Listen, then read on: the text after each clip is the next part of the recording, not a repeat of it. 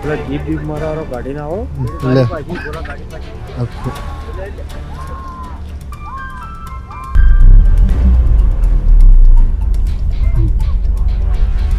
ना पकड़ो मशीन जाते हैं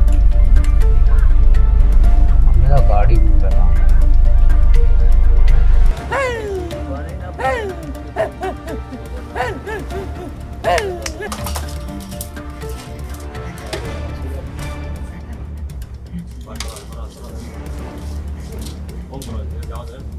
નમસ્કાર દર્શકો, હાલ તમે જે ઘટના જોઈ તે કોઈ હોરર ફિલ્મ કે એઆઈનો વિડીયો નથી. આ હકીકત છે અને તે ગુજરાતના બનાસકાંઠાના પાલનપુરમાં એક નાનકડા ગામમાં ઘટી હતી. આ વિડીયો જે તમને બીભત્સ લાગી શકે છે તે બતાડવાનો અમારો હેતુ ફક્ત ને ફક્ત એટલો છે કે તમે ચેતી જાઓ, તમે માહિતગાર થાઓ કે એક નાનકડું જંતુ કે પ્રાણી કરડે છે ત્યારે શું કરવું, અને જો તમે કોઈ સાવચેતી નથી રાખતા, હડકવાનું ઇન્જેક્શન નથી લેતા, રસી નથી લેતા, તો કંઈક આવી ઘટના તમારી સાથે પણ ઘટી શકે છે. તમારે પણ આવી જ એક પીડાથી પસાર થવાનું થઈ શકે છે.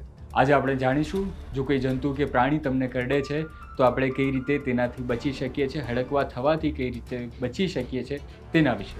પહેલાં આ વિડીયો જોઈએ અને ત્યારબાદ વિગતવાર માહિતી લઈએ. હા શું ક્યાં આવતો ખાલી નજીક આવી જાય અપડાઉન કરજો.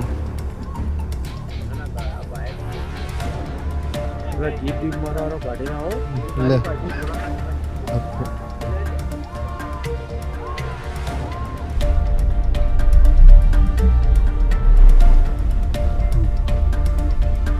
ना पकड़ो मशीन जाते हैं मेरा गाड़ी भी लगा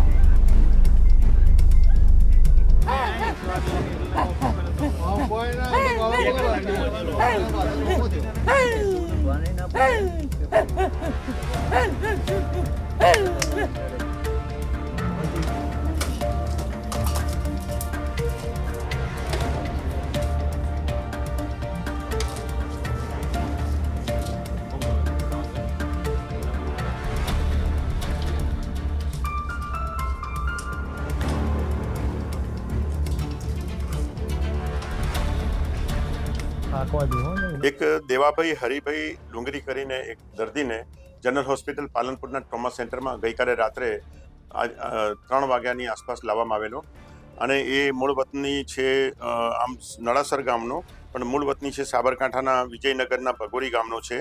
એને ગઈકાલે સાંજે 10 વાગ્યા રાતના 10 વાગ્યા પછી ખબર પડી કે એને હડકવાની અસર થઈ છે અને એના લીધે બધા ઉપર એટેક, એની વાઈફ ઉપર અને બીજા બધા સંબંધીઓ ઉપર એટેક કરતો હતો. તો ગામના ભેરાભાઈ અને બીજા બધા છોકરાઓએ એને કંટ્રોલ કરી બાંધીને અત્રે સિવિલ હોસ્પિટલ પાલનપુર ખાતે લાવેલા અને પાલનપુર સિવિલમાં અમે એને ટ્રીટમેન્ટ બધી ચાલુ કરી નાખેલી અને બાંધીને રાખેલો પલંગ ઉપર, પરંતુ એને જોર જબર કરીને ગમે તેમ કરીને દોરડા તોડી નાખ્યા અને એકદમ ધમાલ કરતો હતો. એટલે અમે રૂમ બંધ કરીને થોડી વાર માટે એને કંટ્રોલ કરવા પ્રયત્ન કરેલો. પાલનપુરના અમારા ચેરમેન છે પીજે ચૌધરી સાહેબને જાણ કરી, એમણે ફોરેસ્ટ ડિપાર્ટમેન્ટમાં જાણ કરી, પોલીસને જાણ કરી. પોલીસ પણ અત્યારે હાજર છે અને ફોરેસ્ટ ડિપાર્ટમેન્ટના લોકોને પણ અમે બોલાવવા પ્રયત્ન કરેલો, પરંતુ એને જો અમે પેલું જે જંગલી પ્રાણીઓને કંટ્રોલ કરવા માટેનું ડાર્ટ ઇન્જેક્શન આપવા માટે પણ વિચાર કરેલો, પરંતુ એ ડાર્ટ ઇન્જેક્શનથી ક્યારેક માણસ મરી જતું હોય છે. એટલે અમને એનો જરા થોડું વિચાર કરીને એના જે સગાએ એને બારીના સળિયા સાથે બાંધી દીધો, પછી અમે એને ઇન્જેક્શન આપીને સિડેશનમાં લઈ લીધો અને કંટ્રોલ કરીને અત્યારે એની ટ્રીટમેન્ટ ચાલુ કરી નાખી છે. હવે હડકવા એકવાર લાગી ગયા પછી માણસનું બચવું મુશ્કેલ છે. આજ સુધી કોઈ એવા કિસ્સા જોયા નથી કે હડકવા લાગ્યા પછી માણસ જીવી ગયો હોય. એટલે આનું મોત તો નક્કી જ છે. હવે ક્યારે થશે એ નક્કી ના હોય, પરંતુ અમે એની ટ્રીટમેન્ટ બધી બાકીની ચાલુ કરીશું. અત્યાર સુધીમાં અમે સમાચાર મેળવ્યા મુજબ બધા ઉપર એટેક કરે છે પણ કોઈને કરડ્યો નથી અને કૂતરા જેવું જ ભસતો હતો અને કૂતરા જેવી જ એક્શનો કરતો હતો. એ બધા વિડીયો અમે જોયા છે. હડકવા શું છે? હડકવા વાયરસ છે જે પ્રાણીની લાળમાં હોય છે. આ હડકવા સામાન્ય રીતે સસ્તન પ્રાણીના કરડવાથી ફેલાય છે. હડકવાના લક્ષણો: સામાન્ય રીતે કોઈ પ્રાણીના કરડ્યા પછી જો તમે ARV એટલે કે એન્ટી રેબિસ વેક્સિન ના લીધી હોય તો પ્રાણી કરડ્યા પછીથી 1 થી 3 મહિનાની અંદર જ તેના લક્ષણો બતાવવાનું શરૂ થઈ જાય છે. પરંતુ અમુક કિસ્સાઓમાં ક્યારેક આ રોગ વર્ષો પછી પણ દેખાઈ આવે છે. તેના અલગ અલગ સ્ટેજ છે. સ્ટેજ 1માં ચિંતા થવી, ઊંઘ ન આવવું, મૂંઝવણો થવી, આક્રમકતા આવવી, તાવ આવવો, માથું દુખવું, ઉલટી અને ઉબકા થવા તે હોય છે. ત્યારબાદ સ્ટેજ 2. સ્ટેજ 2માં વાયરસ ચેતાતંત્રમાં પ્રવેશે છે અને ત્યારબાદ તે વ્યક્તિ કોઈ બીજા માણસને કે પ્રાણીને કરડવા દોડે છે, વિચિત્ર વર્તન કરે છે, પીવાના પાણી, હવા અને પ્રકાશનો પણ તેને ભય લાગે છે અને અમુકવાર શરીરમાં લકવાની અસરો પણ જોવા મળે છે. તેને રોકવા શું કરવું?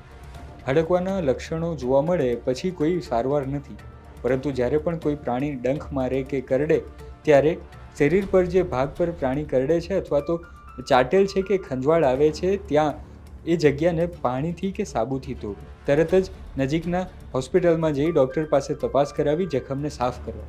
24થી 46 કલાકની અંદર પ્રાણીના લક્ષણો, ઘાવની જગ્યા અને ઘાવના આધારે રસીના ડોઝને નક્કી કરીને તેની સારવાર લેવી. હડકવા વિરોધી રસી એટલે કે ARV એન્ટી રેબિસ વેક્સિનના ડોઝના કોર્સ ચોક્કસ મુદતમાં પૂર્ણ કરવા જોઈએ. મિત્રો, હવે જો વાત કરીએ પાલનપુરમાં બનેલા ઘટનાની, તો આ 27 વર્ષીય યુવક છે જેનું નામ છે દેવાભાઈ. તેને 3 મહિના પહેલાં એક કૂતરું કરડ્યું હતું. તેણે કોઈ આવી રસી નહોતી લીધી, તેણે વેક્સિન નહોતી લીધી, જેના કારણે ધીરે ધીરે તેને રસીના જે લક્ષણો છે તે દેખાવા લાગ્યા અને હાલ અત્યારે તે સિવિલમાં સારવાર લઈ રહ્યો છે. પણ આપણે પહેલાં જાણ્યું તેમ તેની કોઈ દવા નથી.